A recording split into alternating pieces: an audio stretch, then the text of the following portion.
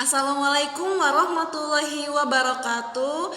Hai, selamat pagi anak-anak. Kembali lagi bersama Ibu Dea di channel Budea Channel. Nah, kalian hari ini akan belajar menyimpulkan teks eksposisi dan jenis paragraf. Nah, oke, kita mulai.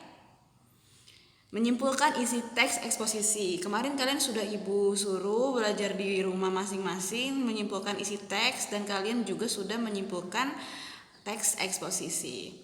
Akan Ibu jelaskan menyimpulkan isi teks eksposisi. Yang pertama, membaca teks eksposisi beberapa kali untuk memahami teks tersebut. Nah, kalian sebelum menyimpulkan isi teks, kalian harus membacanya berkali-kali agar kalian tahu yang mana kalimat utama di setiap paragraf. Nah, yang kedua, mencatat kalimat utama di setiap paragraf. Nah, setelah kalian baca dan kalian tahu di mana kalimat utama di setiap paragraf, kalian mencatatnya kalimat utama di setiap paragraf.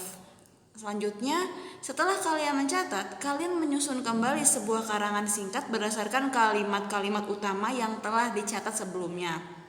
Nah, kalian setelah mengetahui dan mencatat kalimat utama di setiap paragraf, kalian menyusun kembali dengan singkat. Jadi tidak semua kalian tulis, tapi kalian harus hanya benar-benar intinya saja yang kalian catat di satu paragraf itu, yang menjadi inti dari teks eksposisi tersebut.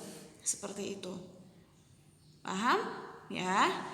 Oke, selanjutnya kita belajar pola pengembangan dan jenis teks eksposisi. Ada 3. Yang pertama, pola paragraf umum khusus, itu deduktif. Yang kedua ada paragraf khusus umum atau induktif.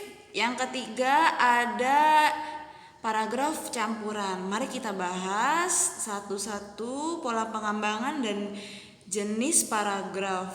Nah, kalimat utama itu tidak hanya ada di kalimat awal paragraf, tetapi adanya di akhir, ada di awal dan di akhir. Nah, kita lihat nih jenisnya ya. Yang pertama, pola paragraf umum khusus atau deduktif. Paragraf ini dikembangkan dengan memosisikan gagasan utama terletak di awal paragraf. Kemudian diikuti beberapa kalimat penjelas atau kalimat penjelas. Baik, nih jadi inti dari pola paragraf umum khusus deduktif itu adalah kalimat utamanya ada di awal kalimat. Jadi gagasan utama ada di kalimat awal. Itu intinya. Jadi inti gagasan yang di paragraf satu paragraf itu adanya di awal kalimat. Ingat ya, deduktif itu adanya di awal kalimat. Nah, polanya paragraf umum khusus berarti benar-benar yang secara umumnya dulu, intinya dulu, baru dijelaskan secara khusus-khusus. Seperti itu. Jadi intinya ada di awal dan penjelasan-penjelasannya ada di setelah paragraf kalimat awal itu. Oke. Nah, ini contohnya. Contohnya itu nih yang Ibu bold, ini adalah gagasan utama. Gagasan utama tadi apa? Deduktif, adanya di awal kalimat.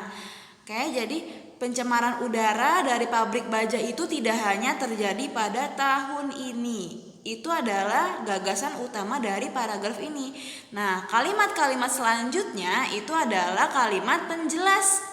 Sejak beberapa tahun yang lalu pencemaran itu sudah meresahkan warga. Nah, jadi kan tadi kan intinya itu pencemaran udara tidak hanya terjadi pada tahun ini. Nah, kalimat selanjutnya itu yang menjelaskan dari intinya. Sejak beberapa tahun yang lalu pencemaran itu sudah meresahkan warga, sudah banyak pihak yang mengingatkan agar keberadaan pabrik baja itu jangan sampai mencemari lingkungan.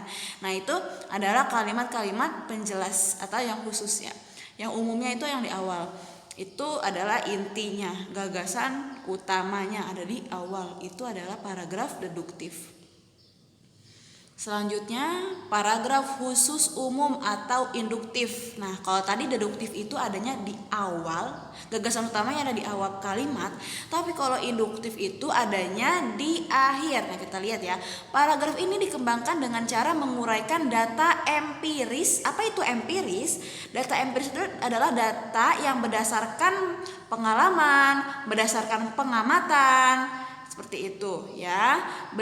Data empiris berupa fakta, bukti atau alasan sebagai gagasan penjelas pada awal paragraf dan diakhiri kesimpulan berisi gagasan utama. Nah, jadi intinya adalah di induktif ini gagasan utamanya ada di bagian akhir kalimat seperti itu.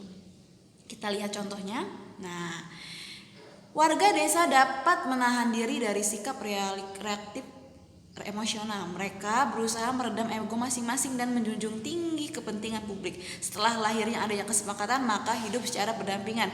Mereka senantiasa memegang prinsip kerukunan yang dikukuhkan para leluhur selama berabad-abad silam.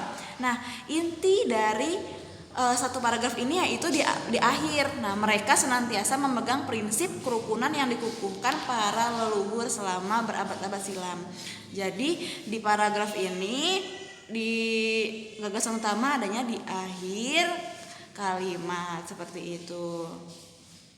Selanjutnya paragraf campuran. Nah, kalau tadi deduktif, gagasan utamanya adanya di awal, induktif adanya di akhir. Nah, kalau campuran, gagasan utamanya ada di awal dan di akhir. Namanya juga campuran, berarti mencampur antara dua tadi, di awal dan di akhir kalimat utamanya. Contohnya, ide atau gagasan merupakan sumber kreatif manusia. Itu adalah intinya. Nah, kalimat selanjutnya yang menjelaskan, lahirnya lagi ada intinya lagi. Intinya, kreativitas seseorang dapat dipilih dari hasil pemikiran atau ide-ide yang mendasarinya. Jadi intinya itu udah di awal dan di akhir. Seperti contoh yang di sini ya. Baik. Nah, kalian juga kalau ingin lebih jelas, kalian membaca buku paket halaman 51 sampai 52. Di sana dijelaskan pola pengembangan dan jenis paragrafnya. Untuk tugas akan Ibu kirim di Edumu dan di WA.